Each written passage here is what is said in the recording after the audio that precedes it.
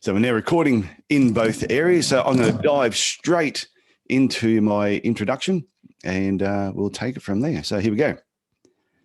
Hi, I'm Tyson Franklin and welcome to this week's episode of the Podiatry Legends podcast designed to help you feel, see and think differently about the podiatry profession. Before I introduce my amazing guest, I want to give a shout out to today's episode sponsor, which is me. Yes, I'm sponsoring my own.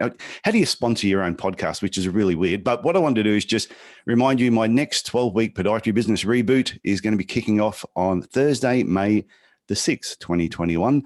So if you want to learn more about that, want to give your business a bit of a kick in the bum, get it going, just go to my website, tysonfranklin.com, hover over the coaching area. A drop-down box will appear, click on 12-week reboot, and all the information is there. So on to my guest. Today, I have Daniel Bonanno with me, and he is how would you describe you? You're a senior lecturer, you're a clinical researcher, you're a pretty awesome dude at Trobe University in Melbourne. How are you doing, Daniel?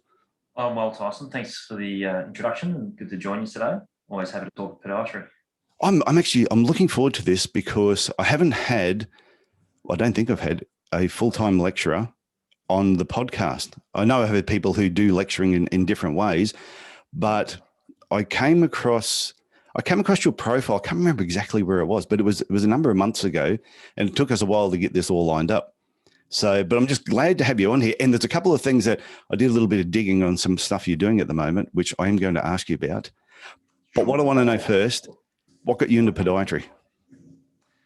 That's a good question, Tyson. I guess I was always interested in sport and activity. So through high school, I wanted to work in sport in some sort of area. And the other interest I had was actually teaching, which I'm sure will come up at some stage in the podcast. What was your sporting background, by the way? I played football, basketball, swimming, cross country, athletics. A bit of everything. Bits of everything, yeah. Yeah. Master of none, but bits of everything, unfortunately. Took me a while to work that out, but anyway. So I know I want to work with physically active people. So I guess I was looking at either, physio, exercise science, human movement was pretty popular back in the late 90s. Yeah. And then I actually sustained a foot injury in year 12. And when I saw my GP as my first point of call, and he referred me on to a podiatrist. And that, actually, even before seeing the podiatrist, the GP was recommending, have you looked at podiatry? I've never heard of podiatry. So that led to me looking into it, and then also experiencing as a patient, and then having a good experience as a patient. And ultimately, that's what I got myself into. And I guess when I think back, we're talking late 90s, so we had the Sydney Olympics coming up. Yeah. There seemed to be a lot of media around helping athletes achieve their best, either in sports science or as a health professional, because there was Olympic fever through Australia for the 4 years preceding it.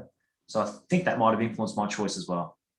Okay, so because before I pressed record, we were talking off air, and I said that, at one stage I was going to be a teacher. And I was actually, it was funny, I was tossing up between being an art teacher or a math science teacher. And the principal was going, nobody does that. Ended up doing podiatry. And you said the same thing. You had that urge of wanting to teach as well. Yeah, so I guess one of my favourite subjects at high school was physical education, and I could see myself being a PE teacher. Oh, yeah, couldn't we all? Yeah, exactly right. It wouldn't be a bad life, would it?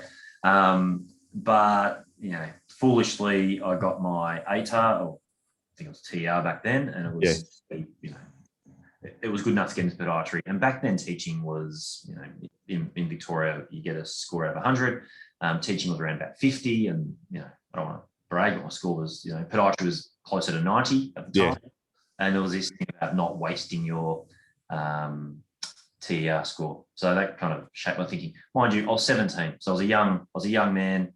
I can't say I researched it in too much detail at the time, and I was a very young graduate, so I finished the course at the age of 20. So my decision making at the time was probably quite naive, but I'm happy with where it led me.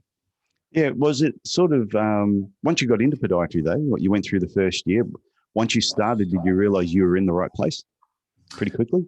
Yeah, it's interesting. I actually remember the first week of podiatry, we were asked who had podiatry as your first preference, and quite a few people didn't.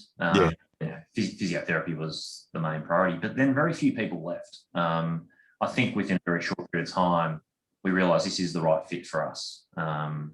And back then, the course exposure to podiatry very early on. We're doing dermatology week 1 of year 1. We're being introduced to the clinical environment in semester 2 of year 1. Yeah. So very quickly, you could identify yourself as a podiatry student with the view of becoming a podiatrist. So the idea of shifting out of podiatry never crossed my mind once I was in the course, because I enjoyed it, made good friends. And as you know, Tyson, and for most people who are listening who are podiatrists, it's a very tight-knit profession. Yeah, very. And, I've never really thought about leaving. So you got through the course, you finished. Was it 4 years when you went through? It was the second last of a 3-year course. That's why I was such a young graduate. Yeah, mine was 3 as well. So, yeah. And I recall starting uni, and I must admit, when I started podiatry, the first week they asked me to leave. Here I am, 32 years later, I'm still here. Well, and if Alan Crawford is actually listening to this podcast, he'll be going, yes, I do recall asking Tyson to leave. Anyway, but we were thrown in with patients. I think it was like week 6, first semester. Yeah, it's amazing, isn't it? And I look back to then, and I know things have changed. I know it's now 4 years, and the course is not completely different, but is different to what it was when I went through. But still, because I enjoyed my company so much, I stayed for an extra year. But I must admit that 1 year that I stayed back, I had so much spare time. I lived on the clinic, and I actually got really good at what I did in that extra year that I stayed back. So I actually thanked Alan Crawford in my final year for actually enjoying my company so much and wanting me to stay. It was great. Well, we've got, I know plenty of people who have stayed behind an extra year, or they've had to repeat subjects and whatnot. And for some people, it's the making of them. They a part-time load in that period of time. They can sink their teeth into the subjects that they didn't do so well the first time, and now they're well ahead of the curve. And you also get a year older, another year of maturity, another year of learning how to study, another year of learning how to be independent. And it's been the making of plenty of podiatrists, I'm sure. Yeah. Oh, I definitely needed it. I was a bit of a tool, I think. What it was, a lot of things just came easy. And I remember Crawford pulling me aside and we were talking about why I was staying back the extra year. And he said, yeah, how often do you go to the library? And I went, oh, that's a big building with books in it, isn't it? He said, how often do you go? I said, I don't. He goes, how do you learn? And I said, I don't know, you're a great lecturer. Yeah. But I didn't realize until I went back that extra year that I needed, I needed that extra year just for the maturity side of things, I think. Yeah. And look, a lot of students enter, I'm thinking about myself, entered university at, I just turned 18. Yeah. Would be reflective of quite a lot of students. And then you exit as a 21 or 22-year-old now, because it's a 4-year course.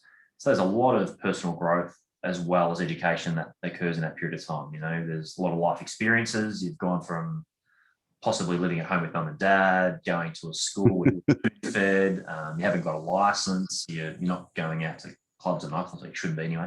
And then you go to uni and you've got all these new exciting opportunities and challenges, and it just takes a bit longer. Got to work it out. But that's one of the great things about being at university, is watching people grow and develop, to become a podiatrist, to be the best podiatrist they can be, but also just watching these 18-year-olds become 21, 22-year-olds and watching the growth and development. And I get a real buzz when we walk through our clinic and I see our 3rd and 4th year students looking like fully fledged podiatrists when years earlier they were nervous first year students straight out of high school. And the personal growth is exponential, and it's great to be around. I must admit, when I remember being a first year and second year, and I'd look at the people who were in their final year, and I still look at them and go, God, they just all look like they've got their shit together. And they all look like they're going to be real podiatrists, in a few months' time. And I think, oh, will I be like that when I get to that year? And I know when I finished the first time, I probably wasn't. And then that extra year, all of a sudden, I felt when I got let loose, I'm actually ready for this. So after university, you finished uni. How long after that did you decide that you wanted to go back and do lecturing or research? Yeah, so my pathway is fairly untraditional, because I guess most people who are full-time academics, they'll do their undergrad and they might go and do, back in the day, but depending what you're studying, you do honours, so be an extra year in a lot of courses. And then, so I guess at that point, you're committing another year of study, and that would be the traditional pathway into academia. I opted to go and work as a full-time clinician out of uni because that's what I came here to do, was to become a podiatrist. So I went and worked in community health for 3.5 years out in the western suburbs of Melbourne, which was a great experience for me. And then I had this, like I mentioned earlier, I got into podiatry because I wanted to work with athletic sort of sporting types of populations. I was like, okay, it's time for me to make the shift. I was waiting for someone to come and tap me on the shoulder and say, hey, Dan, we got a great job for you at this elite sporting team. I really wasn't going to happen. I had to go and make it happen. So I sort of reached out to a few private practices that weren't necessarily working directly with sporting teams, but they were sort of affiliated to sports clinics and so forth.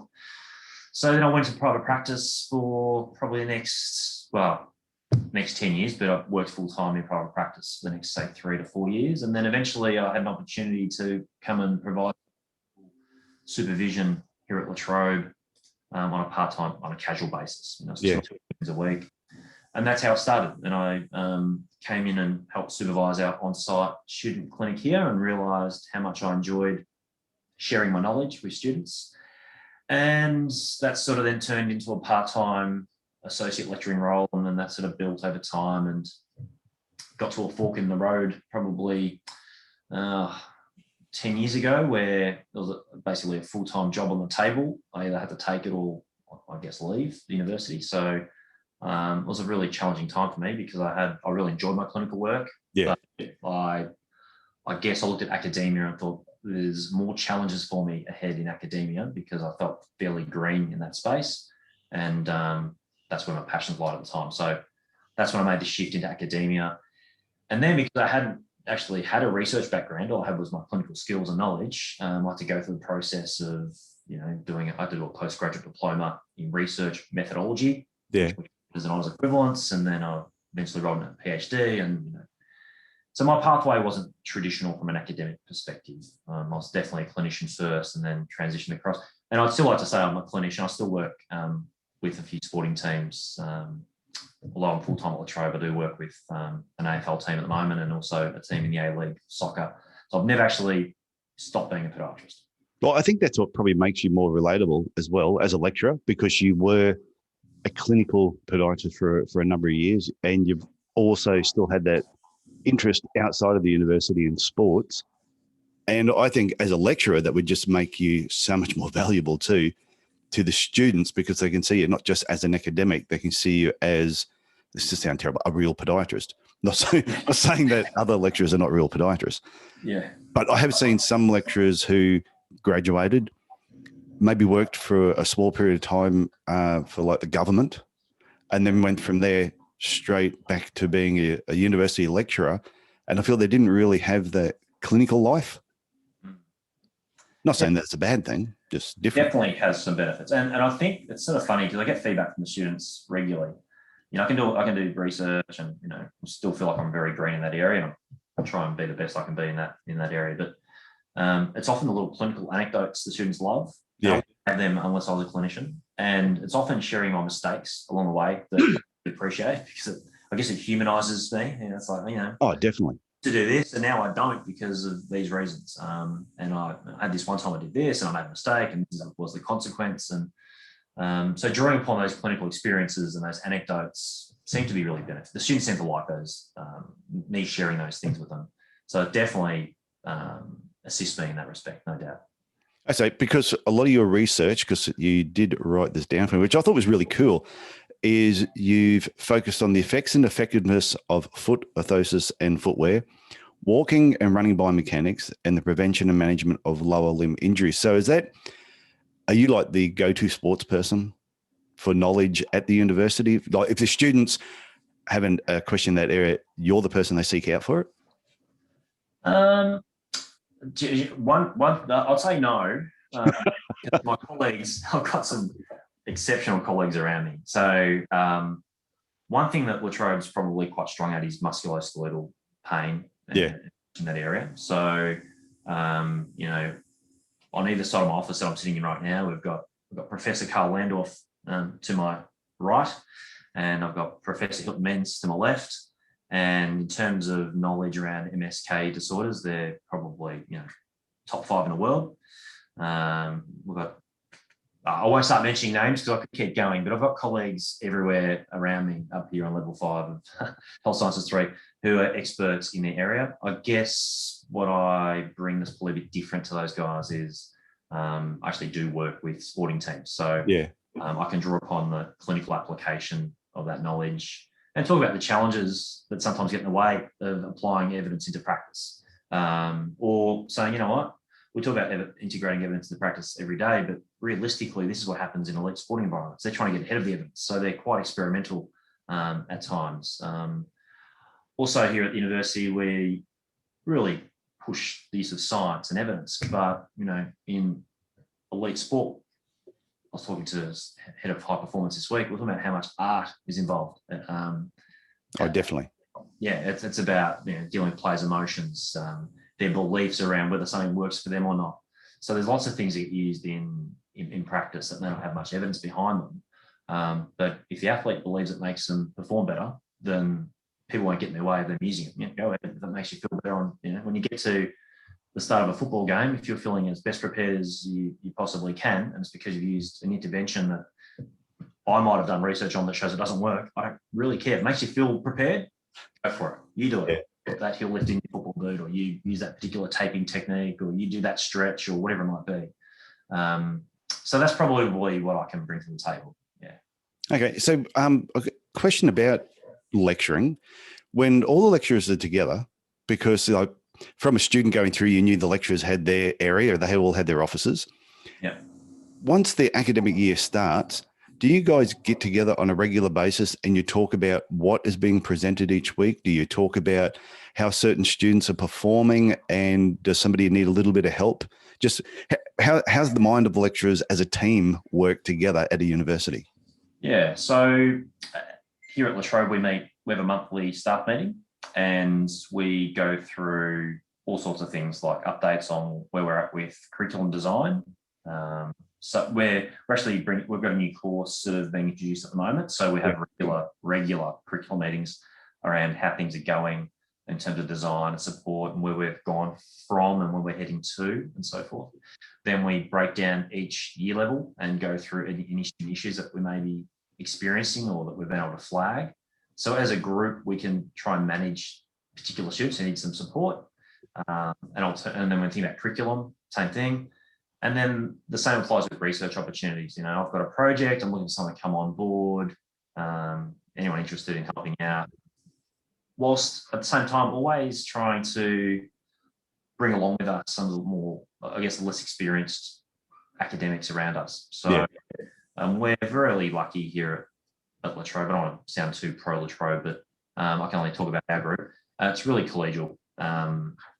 Work with some fantastic people who have helped me get to where I currently am, and I've still got a long way to go as an academic, but I've always felt really well supported, and it's sort of, I'm at that, I guess, mid-career point where I can now try and support people with less experience than me. So for a long time, I was the least experienced person on staff, and now you sort of hit mid-career and you realise, okay, there's lots of people coming up from below.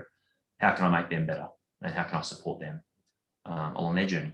And actually, quite often, they make me better by me talking to them and trying to support them. I realise they're doing some awesome stuff that I wasn't aware of either. So, that was a very simple question, Tyson. I went a roundabout way, but that's to answer it. But that's what we do. Yeah. No, I thought that was great, because I look at it like you just said then, that you're more of a senior position now. So the newer people coming through, and like they inspire you and they get you fired up. I think it's no different to when I still love having new graduates come and work with me, because the fire that they had in their eyes about wanting to learn, just that energy that they had lifted the whole clinic. Yeah.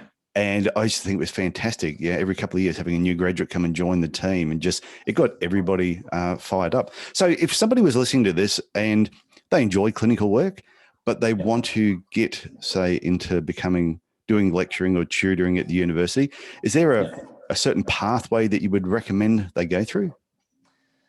Probably the simplest way would be to, I guess, like me, come on board as a clinical supervisor in our student clinic. And that way... How does that begin?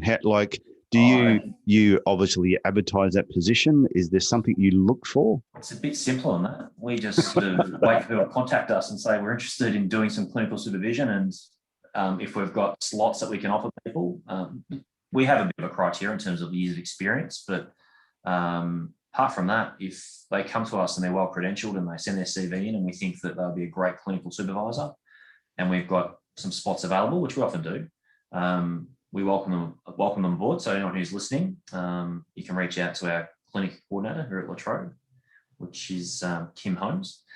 And that's a great way to instantly get thrust into sharing knowledge and teaching our students in the clinical environment where clinicians are at their best. They're instant experts in that field. That's how I started. And then it was a matter of trying to get some research skills happening so you can have a teaching research type of position, which is your traditional academic role. And I'm working with about 3 clinicians at the moment who want to try and get into some research. So I'm helping them conduct some systematic reviews. So they're doing that on their own time. And it sort of gives them a taste on how to do some research, how to do literature reviews, how to write academically. And my aim is to get them to then publish. And if they publish an article as first author, that can often help them get into a PhD if they want to go down that pathway as well. So, in the first instance, I'd say come on board and become a tutor. Yeah. Some classes. We even have some people come and teach in our tutorials. We call them workshops here at La Trobe, but our tutorials, our in-class teaching. And then if there's an appetite to do some research and really sink your teeth into an academic career, then, we've got some pathways that we can offer people. And that's, it's a low risk pathway. I guess the official message would be enroll in a master's and then do master's by research and then do a PhD. But there are some alternatives to that, tip your toe in the water, pardon the pun, and do a systematic review, see if you enjoy doing research before you might enroll in a master's or a PhD. Yeah, but right from the start, though, it's, like you said, dipping your toe in the water, just being a tutor or a part-time lecturer to come in, help the students and see if they like it. And if they do like that, then they can go further. But if they want to just stay part-time and just come in a few sessions a week, they're able to do that as well. Yeah, exactly right. And I guess one advantage of that sort of model is, a lot of staff who are here, building an academic career takes time. And, I dare say the day I retire, I'll still be learning about how to be a better academic, how to become a better teacher, how to become a better. So you're developing skills on the go, and people, are fairly, entrenched in their job. They're not leaving too often. So by having clinicians come in from the outside world and coming to our clinics, it probably keeps it really fresh for our students. They're not hear the same voices, not hear the same opinions all the time. And, it might be that people come in, they do it for a few years and their lives get too busy and they leave us again. We bring in new clinicians and, it keeps it relatively dynamic for our students as well, which I think really is a massive asset for our course. If we couldn't have outside clinicians coming in, I'd hate to think the students might get sick of hearing my voice every day, hearing my opinion every day or my colleagues' opinion. So, they add a lot of colour to the course experience that we offer. Yeah, I must admit, as a student, we used to get a lot of part-time tutors come in, and they were sort of like the highlights each week, because you used to look at, sometimes you'd look at your lecturers and you go, I know they're knowledgeable and I know they know what they're doing. Yeah. But sometimes you think, have they been here too long? Have they forgotten what it's actually like in the real world? We're about to go in the real world and they've been here for 20 years. Yeah. But when you've got the tutors come in who are still working in private practice, and some may have been working at sports clinics, and if you had an interest in that, you sort of gravitated towards them. Or you may have had somebody else who was into diabetes and you see all the students gravitating towards them. So I think it's great bringing that knowledge in on a regular basis. I totally agree. And I think back when I was a student and who I looked up to, a lot of my mentors that I aspired to be were those clinicians who would come in because I was trained to be a clinician. So I'd look at them and go, well, where are you working? Okay, you work out of that clinic. Oh, great. What's it look like? Okay, so I could now visualize myself being like you, almost pitching them as a role model and saying, well, I want to be like that person. I want to be successful, have my own clinic. I want to, be like them. Whereas at the time I wasn't thinking about being an academic. So I wasn't looking at academics and using them as my role model per se. Respect their knowledge and all the rest, but that wasn't why I was studying podiatry at the time. I was studying to become a clinician. So I was probably, they're more relatable, I guess, to many of our students that were working day in, day out in a podiatry practice. So I just want to go back to a question I asked you before I pressed record as well. And we were talking about how the students last year coped with the whole COVID-19 and that last year of learning, because I know I've spoken to people who are employers, and some have been, I'm a little bit concerned about what did they learn in their final year? Have they missed out on anything? So I'd love to get your input on that, just to put everybody's mind at ease that they are still awesome. Yeah, so no doubt we had some challenges like everyone did, and particularly down in Melbourne through 2020, we had probably bigger challenges than most other states in terms of That's right, you did too. Lockdowns and so forth. So very much, it would have been probably week 3 of semester 1, we essentially shut our campuses off to students in terms of physically coming to campus. We weren't closed per se, but students were told to stay at home, and we converted all our teaching online. So for those final year students, that really posed some challenges, because our final year here at La Trobe are largely external placements and so forth. But between the lockdowns, we were able to get the same amount of clinical hours into our students. Good.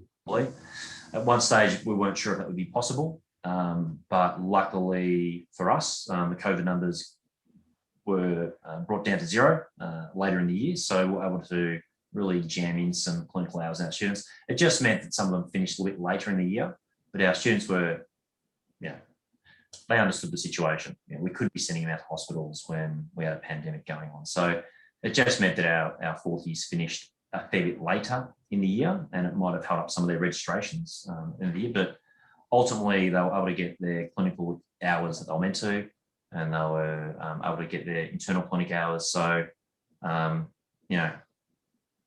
must say it wasn't absolutely certain that they were going to complete fourth year, but I'm pleased to say that the ducks lined up, and through some extremely hard work from some of our staff in particular who are involved in our fourth year program, we're able to get them all registered as of late 2020 and early 2021, which is great for them, and they're well prepared. Extremely well prepared, and we probably overcompensated with more clinical hours than they might have otherwise got in a normal year. So for all those clinicians out there who are looking to employ, you can rest assured our students are registered and ready to go.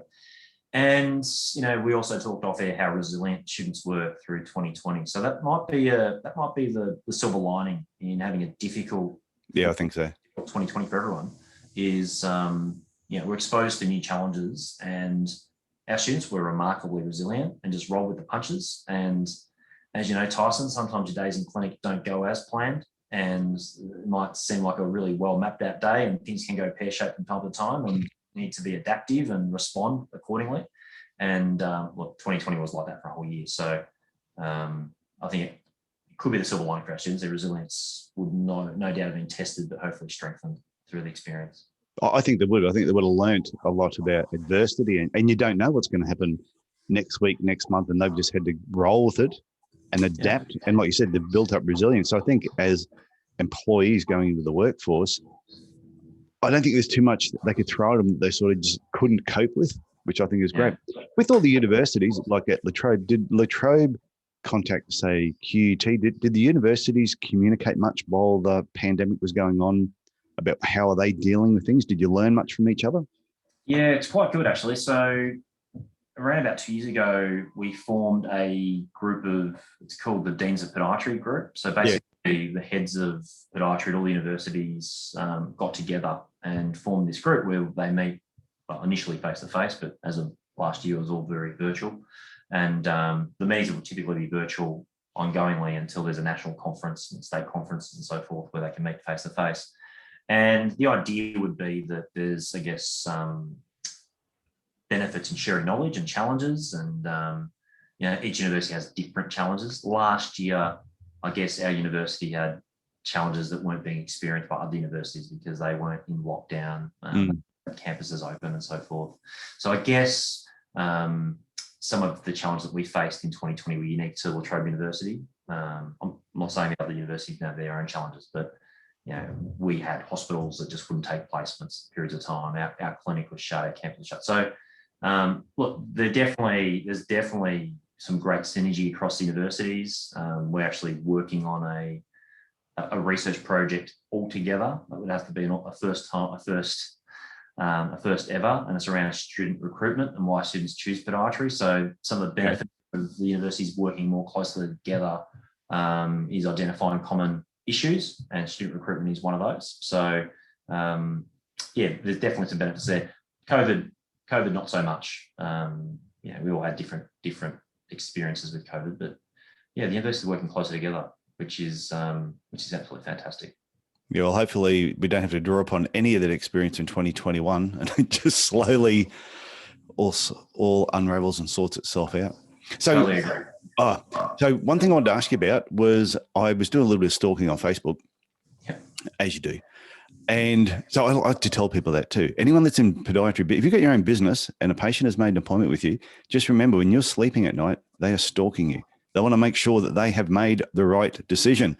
So be aware of your social profile and social footprint online. So anyway, while I was stalking you, I noticed you posted a question about you're doing some research on basketball shoes. Yeah. So it wasn't scary stalking; it was good stalking. No, it was good stalking. Well, it's funny actually. I actually haven't used my Facebook for probably 15 years, and only updated it late last year because I realised people were stalking me on it. And there's pictures of me there with lots of hair and on my honeymoon, which was well over 10 years. Time to update some images and put my kids in the picture and so forth. But so my shift in research, for a long time, I've looked mainly at foot orthoses for the prevention of injury. And more recently, I'm starting to look at athletic footwear, and basketball footwear is an area that I really want to focus on. And I've got a couple of basketball studies that I'm doing at the moment. One is just looking at, and actually this project is because of COVID. I actually had a travel grant to go to Luxembourg and spend some time with some of the best footwear researchers in the world. And that was meant to happen last year, but because of COVID, that got scrapped, and I decided to use that funding to fund an online survey. And what the survey is looking at is it's just asking adult basketball players, why do they choose the runners that they choose, or their basketball shoes that they choose, and some of the rationale behind it. So, i.e., why do they wear a high cut basketball shoe versus a low cut? How important is stability? How important is cushioning? We also are testing their beliefs around athletic footwear. So does a high cut basketball shoe reduce the risk of ankle sprains compared to low cut? Does a low cut basketball shoe allow you to jump higher and faster and be more agile? Because I guess what we've seen over the last 15 years is basketball shoes always be high cut and heavy and leather. Yeah. Now there's a mix of high cut and low cut, and most players are probably wearing low cut basketball shoes, but there's actually not much science behind one over the other at this point in time. So trying to understand what's happening at the consumer level around what makes them pick the shoes that they're picking, going back to the experts, the user, why are they picking their shoes. And we've got another study which unfortunately had to get put on the back burner because of COVID, where I've got two identical basketball shoes. One's high cut, one's low cut. And we're getting basketball players to perform a number of movements, sprinting, jumping, cutting maneuvers, and just trying to see the differences between wearing a high cut and low cut shoe in males and females. So basketball in Australia has a really high participation rate, and it's almost 50-50 between males and females, yet there's next to no research on female basketball players in terms of how they respond to basketball shoes.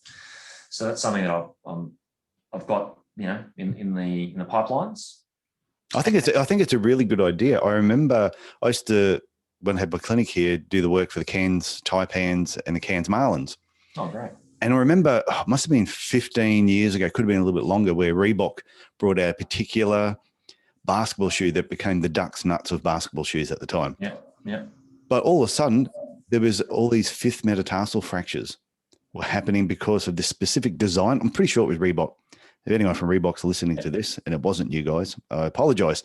But there was something about this particular design. It wasn't that every person that wore it got a fifth met fracture, but all of a sudden there were two people in the Marlins, there were two people in the Taipans, and the common denominator was this shoe. And all of a sudden people were realizing, hang on, this is happening in a lot of players, not just in Australia, but it was also happening around the world. And all of a sudden that design just disappeared. Yeah. Well, there you go. And that's a really interesting anecdote. And that's what we're trying to tease out with these surveys, by asking these basketball players, why do you choose the shoes that you wear? And we're hoping to find these sort of themes, and what we're doing is we're also interviewing basketball players as well and asking them the same sort of details, because we want sort of story. I wore high cut shoes and I had no injuries, and then I switched to low cut. I'm making this up. And then I got injuries. Okay, great. And if we start seeing there's a theme there, then we can sort of go, okay, this is what we're hearing from the basketball players. Are you interviewing just social players? Or are you going to the elite level as well, or all basketball players, or as many as you can get hold of? As many as we get hold of. So for anyone who's listening, I'm still recruiting. So if you jump on Dan Bonanno Facebook, you'll see my ad, and I'm putting on my Twitter account and so forth. So if you play basketball, I'd love to hear from you. And if you could share it, that'd be great. But I'm sort of asking everyone from recreational to elite, because I think one thing that often happens is we'll do research on elite athletes, but the reality is the majority of basketball players are not elite athletes. They're recreational basketball players. Yeah, that was me. Definitely not elite. And me too, right? So 99.9% of basketball sales go to just your everyday recreational basketball player. Yeah. So I'm trying to tap into that market, because they're also our patients. They're the people that we see day to day. And as podiatrists, I think we need to know, when we see a basketball player, what are the benefits of a high cut shoe compared to a low cut shoe? Now, there's a theoretical underpinning of why they are better, but there's actually very limited research to back it up.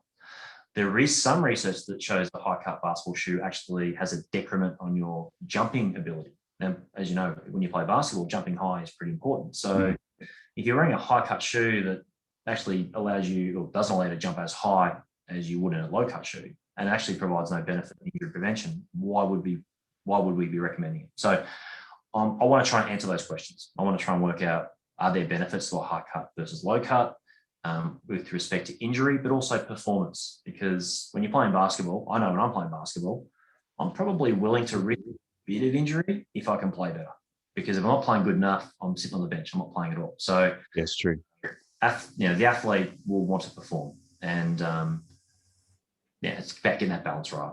I think shoe manufacturers will be really, really interested in your findings as well, because if they can get into the mind of the consumer, because they're selling a lot more products to the weekend warriors playing basketball than they are the elite sports players.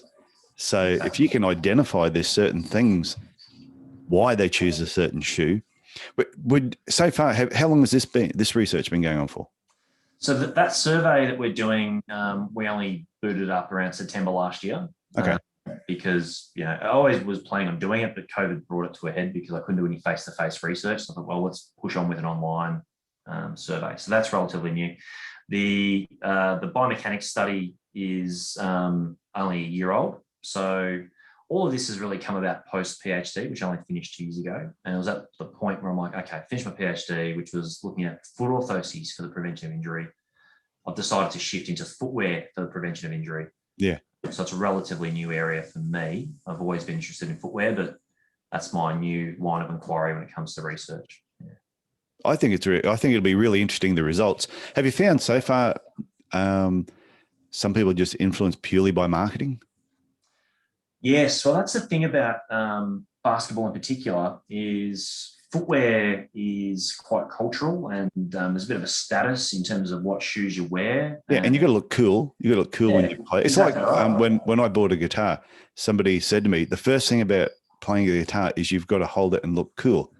Yeah. They said that's all part of it. You can be the best guitar player, but if you look like a complete dag holding it, it's not as good.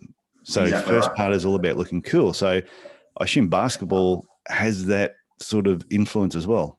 Oh yeah, so the footwear culture is huge in terms of look.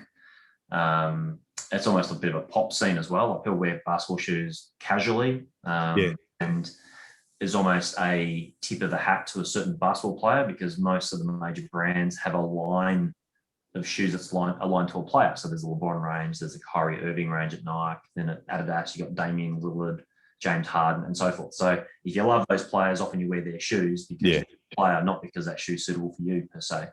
So definitely the endorsements plays a huge part in selecting basketball shoes. Yeah, I think there's going to be a huge influence, the marketing, like you said, and endorsements and players that really affect people. So before we finish up, one last question for you. Sure. Where do you see yourself in the next 5, 10, 15 years? Where's Dr. Dan's career going to be headed? Well, I guess I asked myself this question a couple of years ago when I finished the PhD. I was sort of, had the blinkers on for a while, just focused on getting that done. And my aim is, as we just talked about, is to sort of try and create some science that can help support the design of developing footwear, athletic footwear, for preventing injury, but also maximising athletic performance. I'm probably at this stage going to focus on court sports, basketball, netball. I'm interested in football boots as well. That's where I work clinically in football, and I've got some colleagues who are working in that area as well. So my main line of inquiry is going to be around footwear, and all for the prevention of injury and also maximising performance.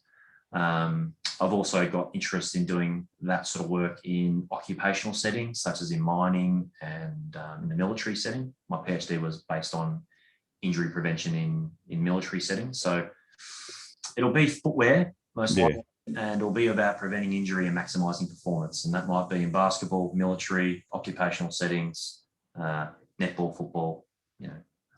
I'm leaving that wide and open. I'm probably guilty of spreading myself a bit thin across multiple projects. And I guess the other thing that I like to do is I've never actually supervised someone in their own PhD. So I'd like to try and help generate the next generation of academics and researchers.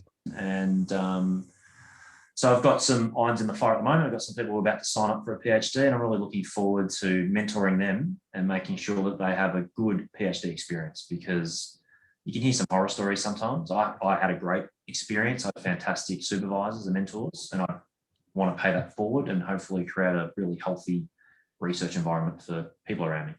No, I think it's great. And with your basketball research you're doing at the moment with the boots, is there a date that you're hoping to finish it?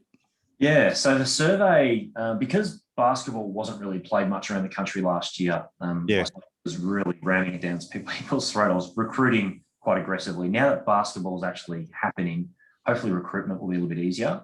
So I need another 200 people to complete the survey. I imagine that'll happen in the next 6 weeks. Then I'll crunch the numbers. I'm quite tempted to put, I'd like to present the results this year at a conference. I won't pin myself to a conference at the moment from a timing perspective. But yeah, the results will be out this year from the survey perspective. Regarding seeing if a high cut versus low cut boot changes the way you move when you're cutting and jumping and whether it affects athletic performance, I'd like to get all that data collected this year. So I hope to be able to share that maybe early next year. So my aim is to try and turn these projects around fairly quickly and start sharing that knowledge as best I can. Okay. So what the reason I was asking is when you finally get it all done and you've got out there on the lecture circuit and you've done a bit of talking, because you want to do that. I'd love to get you back on here just to talk about the results that you got from the basketball shoes, because I think it'd be a really, really interesting podcast episode. Because even when I saw that on Facebook about the basketball, I was so tempted to go, well, can we just do that as a episode itself? Because it was really interesting. Yeah, cool. More than happy to do it. Yeah. And my aim is to try and push those results as far and wide as I can, because you did touch on it earlier. Industry would be potentially interested. My main goal would be to try and tap in and work with industry to help ultimately change the shoes that end up on a shelf. And that's probably the goal of most research. You do the research, but you want to change practice. And if I'm working in the footwear area, my main goal would be to work out, well, what should basketball shoes look like? And then ultimately influence the product that ends up on the shelf that our players wear to keep them safe and allow them to perform at the highest level. So anything that helps share the knowledge, and more than happy to be involved. Yeah, I think it's great. And I think more podiatrists can, whether they're part of a university or not, do their own little bit of research on the side. I mean, when Howard Dannenberg, when he was on the podcast and I was asking him about different research, and he said a lot of it he just did himself in his own practice with his own patients because he had an interest in a particular area. And I remember my final year of my final year twice of podiatry. The first year, I did a research thing for about 6 months on ankle taping versus ankle braces. Oh, great. And that was really interesting what I found. And I actually made money from it because I actually approached suppliers, and they gave me all the tape, they gave me all the braces, and plus they gave me some cash if I needed it. And I went, yep, it's fantastic. So I actually made money doing that. Perfect. And then the second year I did it on football boots, rugby league boots, because a lot of players I knew used to get a lot of blistering on the first MPJ. So my researching was to design the base of a football boot. But just getting involved in all that was so interesting, and it made my podiatry life more interesting. Exactly. And I guess that's where clinicians can bring so much to the research table, because you're seeing it every day. So you're seeing the problems, you're hearing the problems. And that's where research starts. We have a problem, and then how we answer that problem. So, clinicians can get involved in research. Like I mentioned earlier, I'm trying to mentor some people into a PhD. Someone who I'm hoping to sign up to a PhD in the coming weeks. 2 years ago, she was she's actually a full-time physio clinician, went to a course, had a question. I'd love to do this a little further. We've done a systematic review, had that published.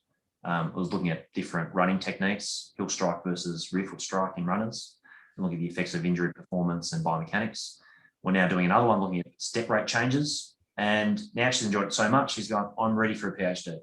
I'm going to work part-time in my practice as a clinician. She owns her own practice.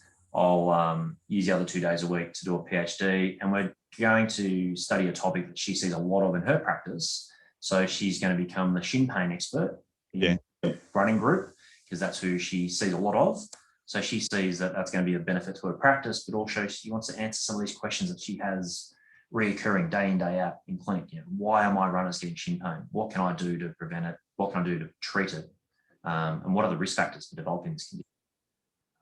Yeah, I think more people should be doing it. I think more clinicians, if they see something on a regular basis and they have a question, is dedicate a little bit of time per week to try and look into it a little bit more. And I've heard some people say, they get a bit scared doing that sometimes, because some people with PhDs that have done the real research will sort of go, where's all your evidence? And sometimes they feel like they're sort of shut down too early. They're not allowed to speak, especially when they're still questioning. They don't have the answers yet. They're still searching for the answer. They just have the question. Yeah, I totally agree. And I think that's a real challenge for academia, is to not have different silos of clinician here and academics here. It's about working together and answering those questions. And I go back to when I first came to La Trobe, I had all these what I thought were great research questions. And in hindsight, they were great questions, but they're really, really hard to answer. But I naively thought I could do a project and answer that question. But you have those conversations, and if they're constructive conversations, they can lead to, I now know where I can contribute to research. Now, I'm actually meeting with another clinician this week, and we're going to do a very similar, the plan at this stage is we'll do a very similar online survey to my basketball survey, but we'll look at a different area of footwear research, and they'll do that as a clinician, and I will provide the academic, supervision of it, and they can go and do that in their own time, because it's an online survey. They'll get ethics through Trobe University, and they can do that as a clinician. And my main aim is to support them in doing that research, so we can knowledge. But selfishly, I'd love for them to enjoy the process and then go, I'm ready to step up into a master's or a PhD, and then I can help supervise them to that process as well. So next time you're at a conference, anyone who's listening, come have a chat to sort of an academic from your local university, and it might be you just want to learn what they're doing, and it might pique an interest in getting involved in research and or teaching and or both or neither. Come have a chat. That's the main thing.